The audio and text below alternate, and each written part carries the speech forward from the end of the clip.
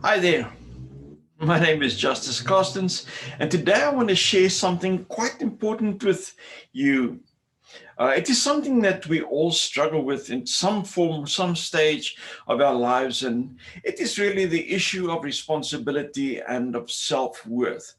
And so today I want to share with you something about responsibility and self worth. So let me just go and share my screen here with you, and then we can get straight into it. All right. When you look at responsibility and self-worth, that is really the thing that's going to make us realize who we are and what we can do. Sometimes we are really immobilized and overwhelmed by our responsibilities, or even we are immobilized by our lack of self-worth. We don't believe that we do deserve what we think that we should deserve, if you can follow me what I mean. Because many times we think what other people think of us matters more to us than what it matters to ourselves. And so literally I want to share with you today this issue of responsibility and of self-worth. It is important for us to really believe inside of us what I'm going to share with you today. And when you look at what the Bible tells us that, whatever our hand finds to do, let us do that and be completely committed to doing that very thing. And that is such an important aspect of our lives. If we do commit to the good that we need to do, I tell you, our lives will become infinitely better. Now, there are different kinds of responsibilities. I've only taken 5 here, but there are more really, but due to lack of time, maybe some future date, I could list a little bit more about responsibilities. But let us look at the first one about collective responsibility. A collective responsibility is something that affects you and your company, and the thing of how it affects you, and maybe if you're part of a political party, of a church, you and your church, and stuff like that. It is a collective responsibility. Say, for argument's sake, a political party wants to go into a new direction, and if they go into this new direction, they think, let's do this, that, and the following. And if it is a success, they will say, hey, we were really great. But if it fails, then they've got to take collective responsibility and say, we as leadership of this party has gone into this and it messed up. It didn't work for us. And so literally they've got to take their responsibility for what they have decided. And it's the same in your business as well. If your leadership or the directors in your company or the partners in your partnership have made certain decisions, they've got to take the responsibility for that. It is not so much that the person that is part and parcel of the lower echelons in that organization that takes the responsibility. It is the leaders that need to take the responsibility for that. The other thing also, when you talk about duty, if you're working for a company, you might be required to work from 8 till 5, 6 to 6, whatever the thing is that they require you to do. And so literally your duty is to be there, to be 100% there for the time that they are employing you, because what you are in fact doing is you're giving them your time and they will give you money for your time. So if you now, instead of doing your work that they are paying you for, you go and you sit outside and you chat with your buddies and you sit on the telephone all the day, you are not really doing your duty. And it's a responsibility to your work, because if they don't make a profit, they can't pay you. That makes sense. So literally, you've got a duty to your organization. And not only to your organization, but you've got basically a duty to yourself as well. The third obligation is a legal obligation. There is a legal term that says uh, ignorance of the law is no excuse. And so literally you must find out, what does the law say about certain things?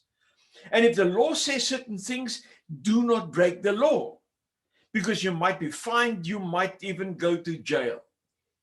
And so literally what you do is, even in your capacity as a leader in your organization, that whatever you do, you must do what is needed for your organization from a legal aspect.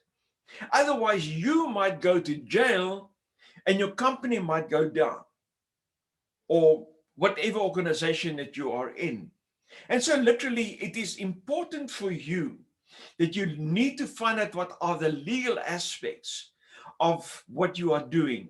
Um, there are certain things people do not always understand, network marketing and pyramid schemes.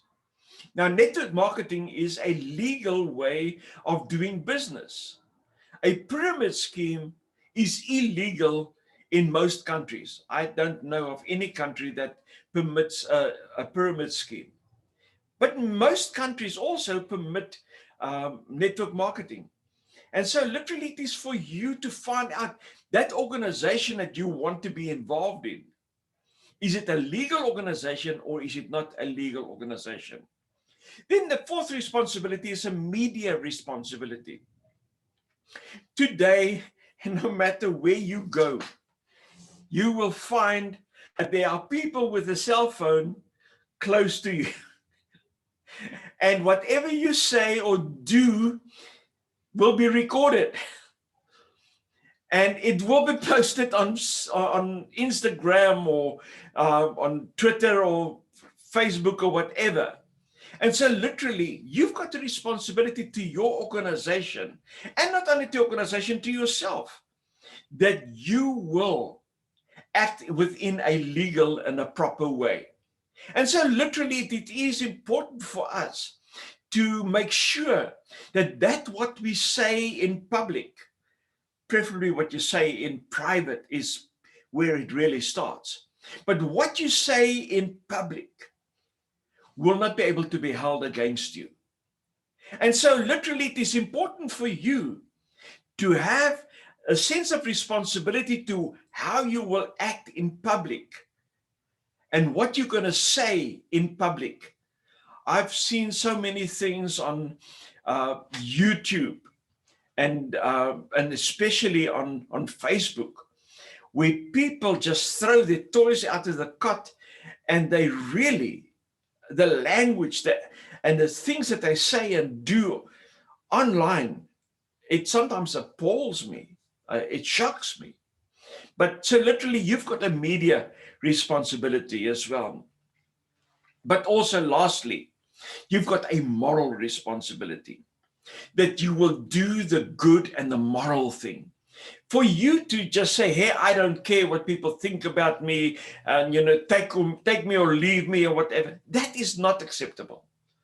You must live in such a way that you will live a high moral life, and that you will not just willy-nilly act in any way that you think will be satisfactory to you.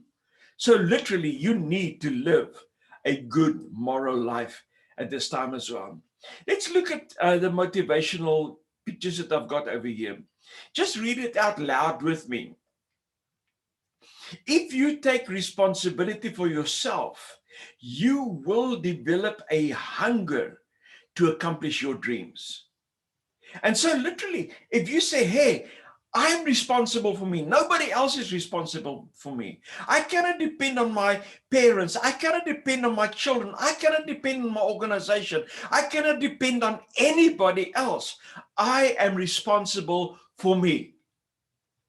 And you take that responsibility, you can now, from that moment onward, that you can change your life.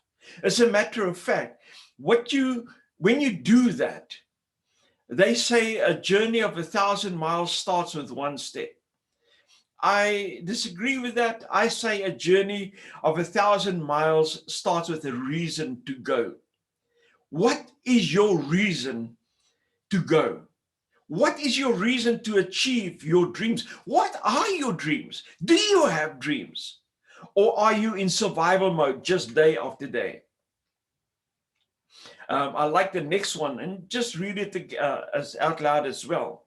Responsibility finds a way. Irresponsibility makes excuses.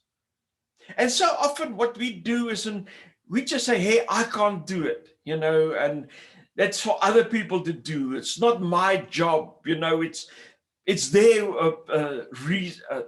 job to do and to me and to give to me. That is not acceptable.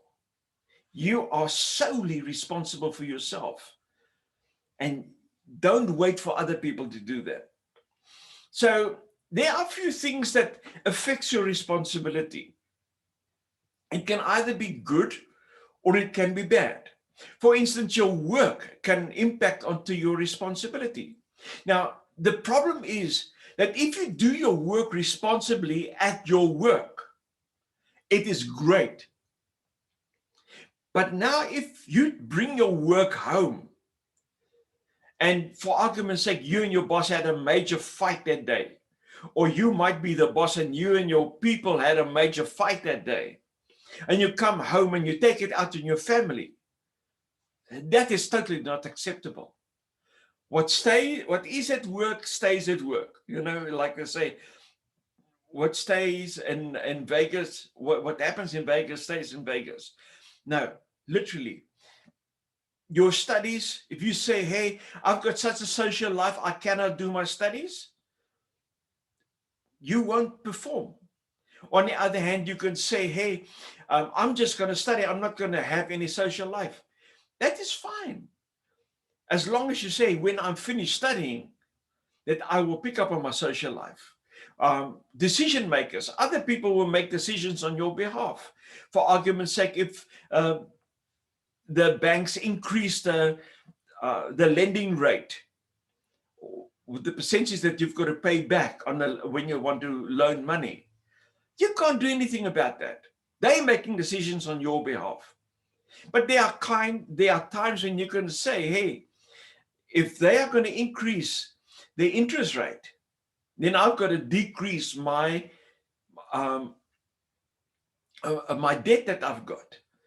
And I've got to pay off my debt quicker. Otherwise, I'll be making the bank rich. So when you look at your school, the culture, finances, the lack of the finances, your success, whether you have got rivalry at work, even with your siblings, that there might be rivalry, relationships at home, that you and your wife or husband might be fighting constantly, you and your kids don't have a good relationship, all of those things will have an effect on your responsibility. But you've got to look at your responsibility in a good, ethical way. And when you look at all these rest of this, and I would suggest that you would even stop this video at this point and don't make a mark on your screen, okay? But for argument's sake, if you could print out this page on the effects of responsibility, and you sit there and you take a pen and you say, hey, I've got problems with my subordinates. I've got problems with my peers. I cannot contain my emotions. I'm eating the wrong kinds of food. I don't exercise. And you say, okay, these are areas where I'm lacking in my responsibility. And you just make a cross there, or you can make a correct mark on the areas where you are quite good at what you are doing. And so literally, I would urge you to go through those things that will affect your responsibility, and see how it affects your responsibility, either for the good or for the bad.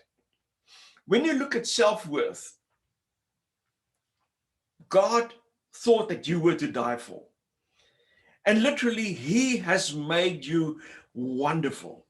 If you will look at just at your ordinary DNA, if you will take the messages that is all marked up in your DNA, you will write a book that will go right around the moon and come back to earth again. You are wonderfully made. You are brilliantly made. God took time to create you just the way that you ought to be. And no matter what anybody else might say, no matter even what I might say about you, it does not matter. It is what God thinks about you. Now, when you look at Merriam-Webster, he said self-worth is a feeling that you are a good person who deserves to be treated with respect. Now, to be quite honest, we oftentimes will tell people, you've got to show me respect. To be quite honest, I couldn't care less if you show me respect or not. You see, the person whose respect I must have, there are only two people. The one is God's, I must have God's respect. And the second person who must respect me is me. All right? You've got to respect you. Don't worry whether other people respect you or not. If they don't respect you, it's their loss. And really, as it says there at the bottom, that saying says, when you start seeing your worth, you will find it harder to stay around people that doesn't. Now, if people cannot see your worth, walk away from them. They don't deserve you. There's a saying that says, what others think about me is none of my business. I couldn't care less what anybody thinks about me. And I'm saying that's not in a prideful way. I don't think I'm that fantastic. And we look at that in a moment from now as well. I don't think I'm all that fantastic. But there are areas in which I am fantastic. And I respect those areas. And some areas I would like to become fantastic. And then there are other areas where I couldn't care less whether I become fantastic. But it is my decision. It's nobody else's decision. It is my decision. So let's look at other selves. And there are quite a number of selves. And I'm just going to look at three. The one is self-esteem, the other one is self-confidence, and the third one is self-worth. And I want to really go into self-worth more than the first two. Let's look at the thing about self-esteem. The World Book Dictionary says self-esteem is what we think and feel and believe about ourselves. It's not whether other people esteem us or other people think that we are worth. You see, self-worth is recognizing that I am greater than everything on the outside.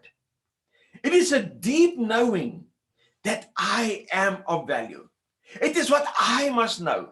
Whether anybody else, my boss, my pastor, the man down the street, what they think of me, doesn't matter.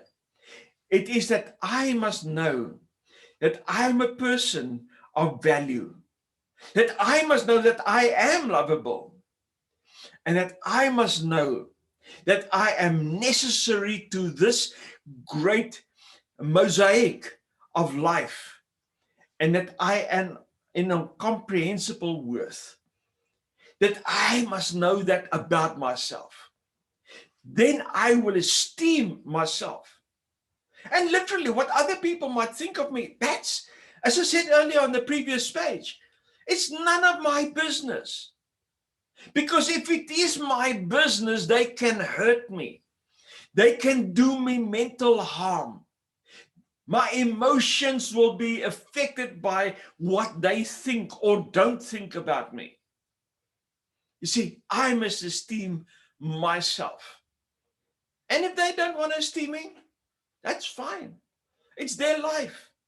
It's their right, for that matter, that they don't have to esteem you. Then we look at self-confidence. Now, to be quite honest, There are certain things in which I am quite confident. And then there are other areas in my life that I'm totally hopeless.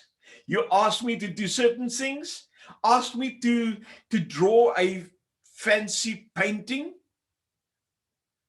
I will look at this lot and I will try.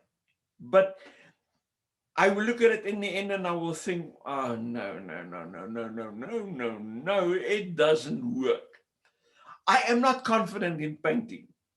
Now, I've got some family members that I love very much. And when they paint, they do awesome work. I know I've got some friends that are fantastic artists. And they will tell me, many times they will tell me, Justice, just come, I will show you. You know, there are certain things about art that I do know. And when I do certain things, it looks acceptable, but I know it doesn't work. So literally, there are certain things in which you are good at. You might be a good speaker. You might be somebody that can write well. You might be somebody that can draw or paint well.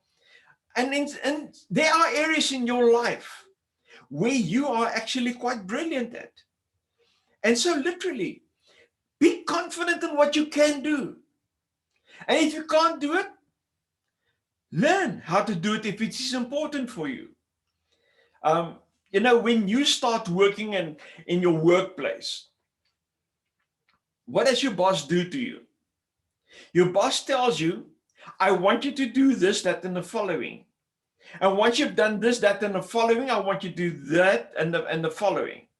And if you say to him, I don't know how to do it, he will tell somebody, hey, okay, you've got to show this person what to do and how to do this. And after a while, you can do that. And so literally, the more responsibility you have and the more you learn certain techniques, certain things, you will become more confident in it. And I saw something today, a friend of mine, he's got a group that he's going to teach about computers. And I was thinking, you know, actually, I think I better go maybe and join with his group and see how it goes. But literally, the fact of the matter is this. I am fairly confident in using computers and so forth, but I know that there's so much on my computer that I don't have a clue about.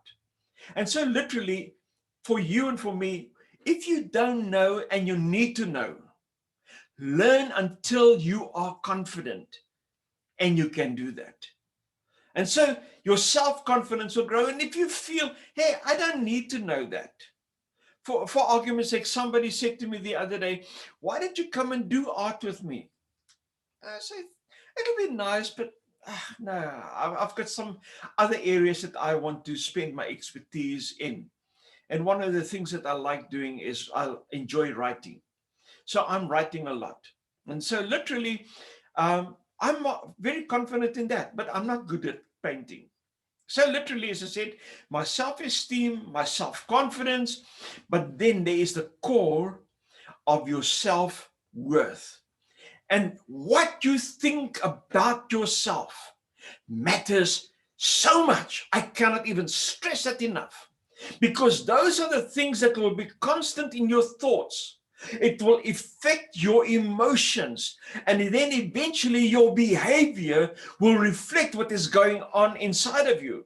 Because you do not have any self-worth, you will always look towards others and blame them for what you are going through.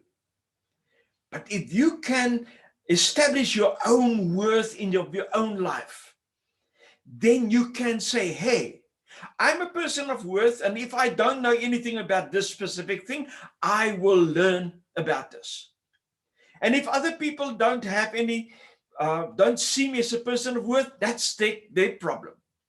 I know that I'm a person of worth. And then you start telling yourself that day after day, moment after moment, and I will be touching on this right at the end of this lesson as well. And so that literally you need to have a sense of self-worth. and that you know that you are worthy. Why are you worthy? Because God didn't make junk. God made you. Just say where you are right now. Say to yourself, hey, I am a person of worth because God did not make junk. God did not make a mistake with me. God got me in the palm of his hands. And God has got plans for me, plans to prosper me, not to harm me. Plans, God has got plans for me that I will have a hope and a certain future. Say that to yourself. Believe that about yourself, because God did not make any junk. You've got certain abilities to do certain things. You can do that. How much are you willing to put, how much effort are you willing to put out to accomplish those things? And then when you talk about performance, how well are you going to perform it? Are you just going to say, I'm just going to try it, I'm telling you, the moment you say, I'm just going to try it, you are going to fail at it anyway. You've got an ability, as we looked at right in the beginning, that whatever your hand finds to do, do it with all your might. Do it give 100% effort into that. And as you do that, and you exert yourself to do that, and you'll say, hey, I'm going to do this to the best of my ability. I'm going to perform well when I do this. Then you're going to really do well. So many times we've been brainwashed by our school systems and by other peoples and other organizations, and especially in sport as well. We look at achievement as really being the main thing. And we measure ourselves against others. Well, he's managed that, so I must manage that. And then if I do that, I feel good about myself. No, that's not it. If he's managed that and you've done your best and you've only managed that high, then you are a champion anyway. Because you've managed that. You see, your fight is not, and your achievements is not against other people. Your achievement must be against yourself. I reached this level yesterday. Tomorrow, I will reach that level. Might not be that much higher, but I will be better today than I was yesterday. And tomorrow, I'm going to be better than I was today. And next week, I'm going to be better than I was this week. And next month, I'm going to be better than I was last month. And next year, I will kill it. Right? Have a self-worth and say, hey, I can do this. I am going to do this. What determines your self-worth? Many times the thing that we look at ourselves and we say, hey, we are not worth it. And so many times we depend on our appearance.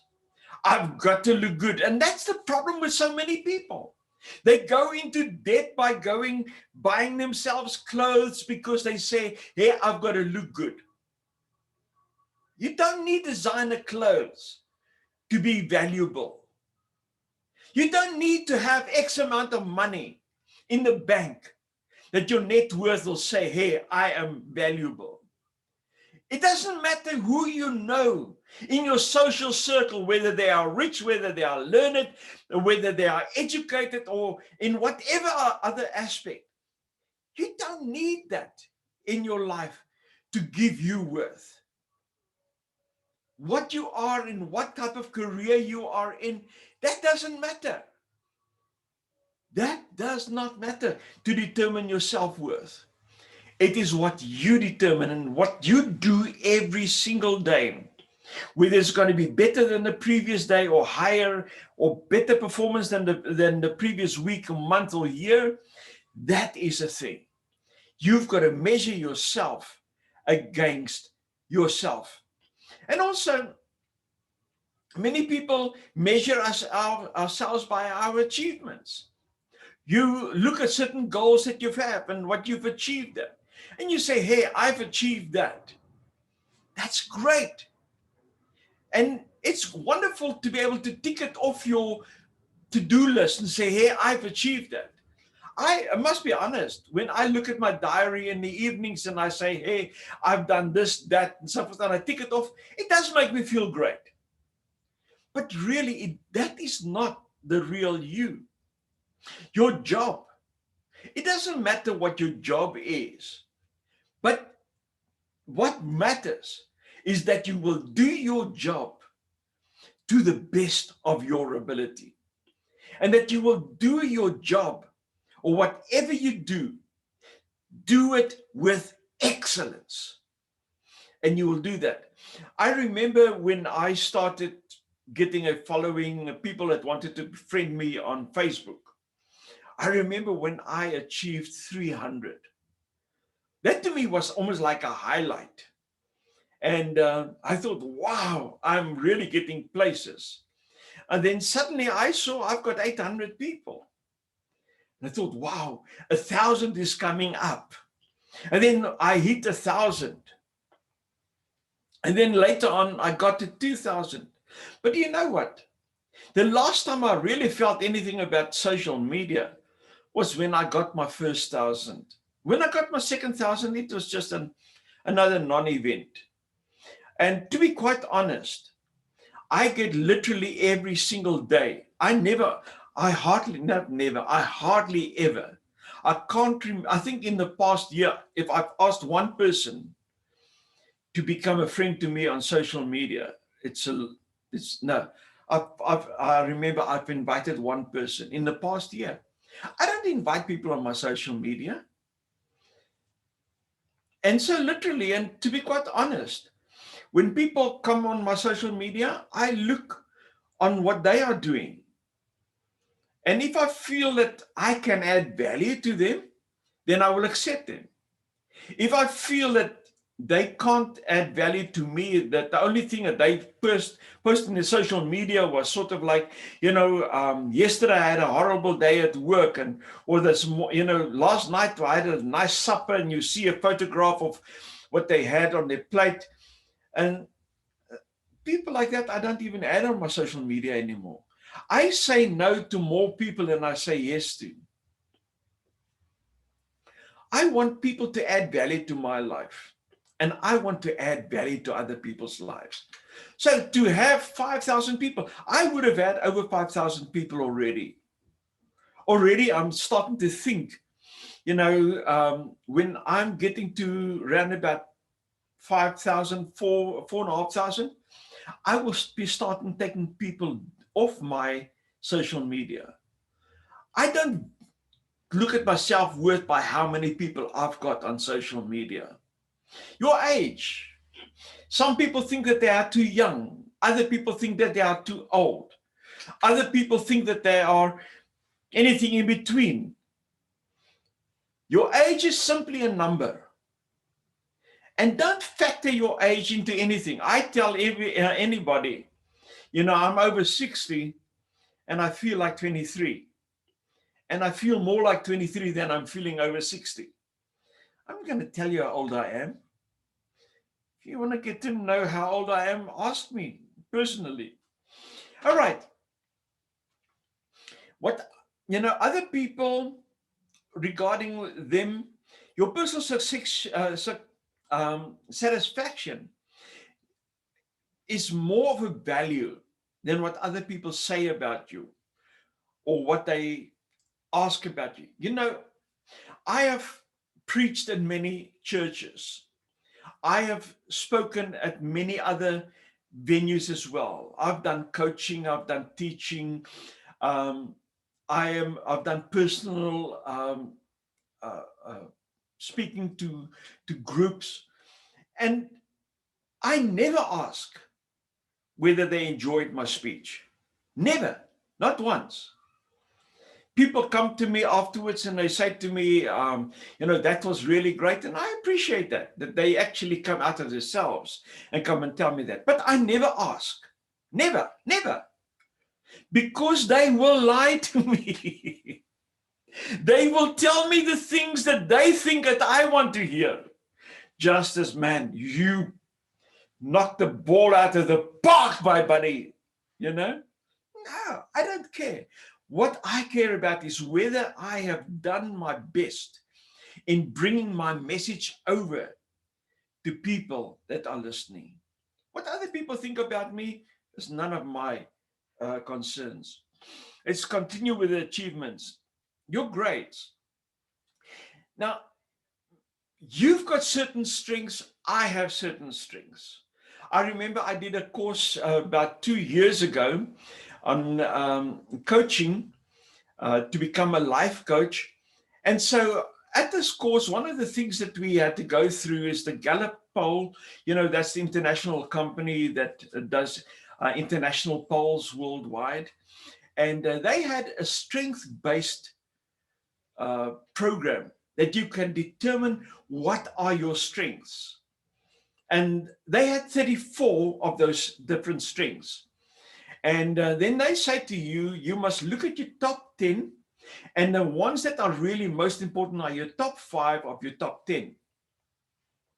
And I looked at the top 5 of my top 10. I looked at my top 10, and there was one that I just didn't agree with. I don't know how that one happened there, but other people, when we discussed it at our course that we did, when we discussed our various strengths, and I said, I don't agree with this. And other people said, no, that is really one of the things that you are excellent in. And to be quite honest, this is now 2 years later, I still don't agree with it. But anyway, be that as it may. But you've got certain strengths that I don't have. I mean, I am not an admin person. I mean, when the boat with admin came in, I was not even at the harbor. So literally, an admin, I'm pathetic. I ask other people to do some of my admin that I need to do. Certain admin I have to do, but I hate it. And I sort of like put it off and I put it off until I have to do it. And then when I'm done with it, I'm glad that I did it and so forth. But other people, like my many other people that I know, admin is their strength. They love it. I remember this one person was busy doing an audit of the company, and when she finished this audit and everything just popped and everything was right, she just said, "I just love my job." And I thought, okay, more power to you. That was not for me. And so literally, don't despise the strengths that you have.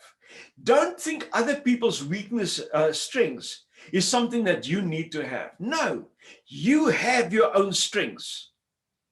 Find your strengths and go for it. Run with it. And once you run with your strengths, you can do great things. Also, many people think, if I have many friends, I'm a person of value.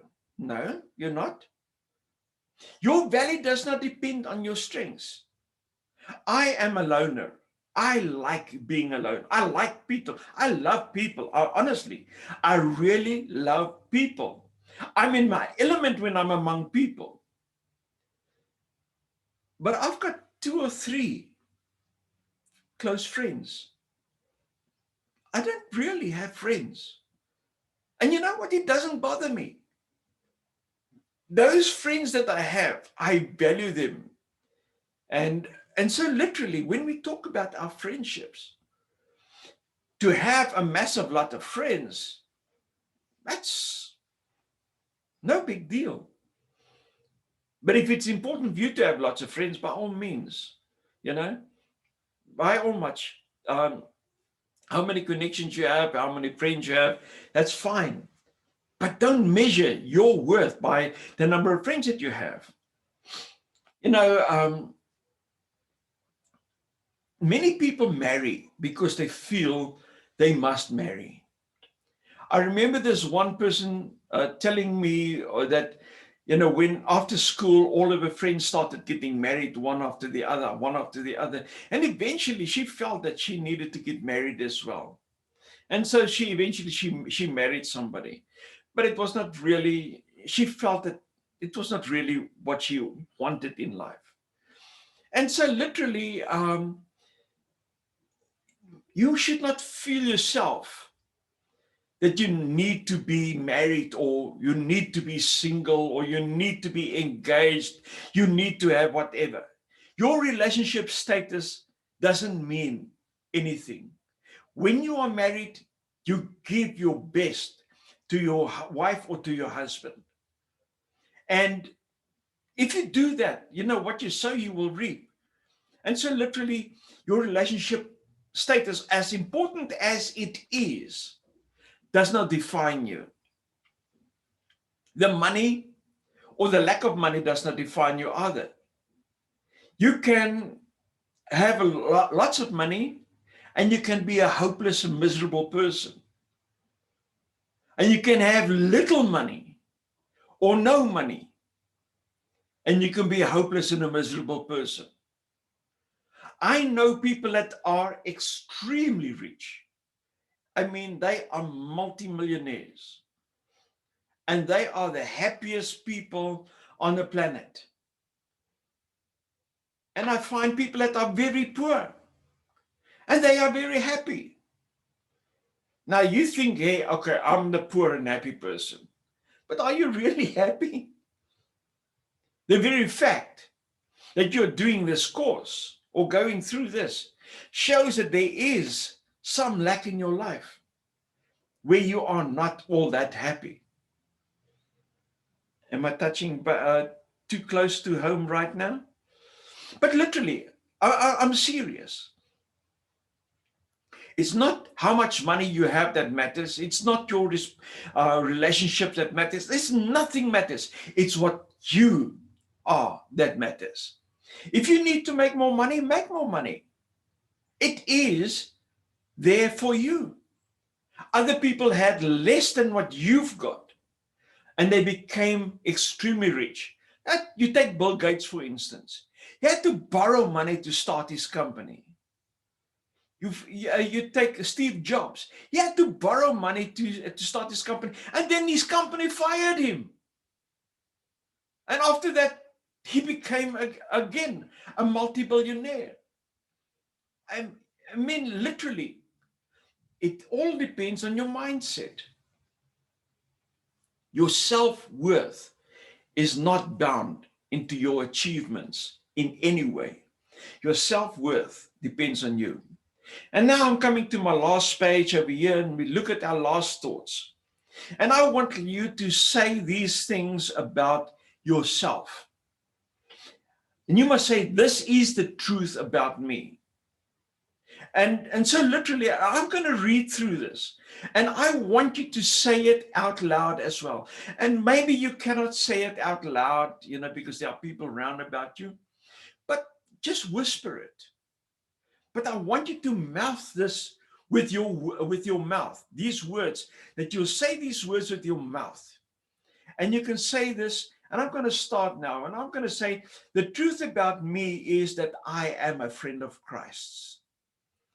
And I want you to say, I am a friend of Christ. Say it with me as I'm going through this. The truth about me is that I am a friend of Christ's. The truth about me is that I am more than a conqueror through Christ. The truth about me is that I am a new creation. The truth about me is that I am a child of God. The truth about me is that I am God's handiwork. The truth about me is that I am able to do all things through Christ who strengthens me. The truth about me is that I am filled with Christ's joy. The truth about me is that I am chosen by God. Now, I know from past experience And I've seen it so many times that some of you have said this, and I'm going to just say it like you've said it. The truth about me is that I am a friend of Christ. The truth about me is that I'm more than a conqueror through Christ. The truth about me is that I'm a new creation. That's what you said. And that's the way that you said it. I want you to say it in a different way. I want you to say it with power. I want you that when you say it, it must resonate here in your innermost being. And that when you say it, it must almost like explode out of you. And you will say it like this. The truth about me is that I am a friend of Christ's. The truth about me is that I am more than a conqueror through Christ. You must feel it on your inside. And that when we read this again now, get your emotions involved into this so that you can say that this is the truth about you. This is the truth about you. You must feel it, that this is the truth about you. It must not just be up here. We must renew our minds. We must be transformed by the renewing of our minds, the Bible tells us. But I want you to say this, that the renewing of your mind will come into your heart, into your spirit, and it must come out of you. And there are many more affirmations like this, the truths about you. But I don't want to keep you for the rest of the night. But literally, I want you to say this again. The truth, say it there out loud again. The truth about me is that I am a friend of Christ's. The truth about me is that I am more than a conqueror through Christ. The truth about me is that I am a new creation. The truth about me is that I am a child of God. The truth about me is that I am God's handiwork and he don't make junk. The truth about me is that I am able to do all things through Christ who strengthens me. The truth about me is that I'm filled with Christ's joy. The truth about me is this, that I am chosen by God. Don't you feel like doing a little dance there where you are? That you can say, hey, I am somebody that is worth it. Okay, now I want you to just put out your thumb like this. Now I want you to look at your thumb.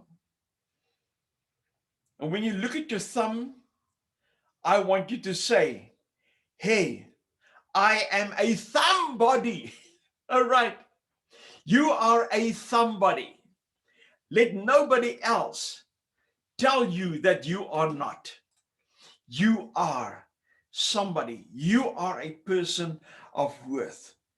God thought you were someone to die for. All right. I pray that you will take these lessons to heart, that you will apply it in your life, and watch this video again, maybe once or twice or 3 or 4 times more. And if you know of somebody else that might need this, share it with them as well. Let them have it. All right. Thank you very much.